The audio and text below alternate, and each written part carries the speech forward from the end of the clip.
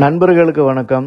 ஆக்கல் அரிதாம் அழித்தல் எளிதாம் தீதும் நன்றும் பிறதர வாரா. இது இப்போ நீங்கள் பார்க்க போகிற கோயிலுக்கு 100% பொருந்தும். தன்னுடைய தந்தை கடவுள் மேலே ரொம்ப அளவு கடந்த பக்தியாக இருக்காரு. அதை பார்த்த மகனும் அதே அளவுக்கு பக்தியாக மாறுறாரு. காஞ்சி வரதராஜ பெருமாள் கோயிலில் பிரம்மோற்சவம் நடக்கும்போது ஒவ்வொரு நாளும் கடவுளை போய் பார்க்கறத வழக்கமாக வச்சிருந்த ஒருத்தர் வழக்கமான வேலைகளை முடிச்சுட்டு கோயிலுக்கு போகும்போது கொஞ்சம் லேட் ஆகுது, இதனால கடவுளை பார்க்க முடியல, மனம் உடைஞ்சு வீட்டுக்கு திரும்பி வர நாட்கள் உண்ணா நோன்பு இருக்காரு.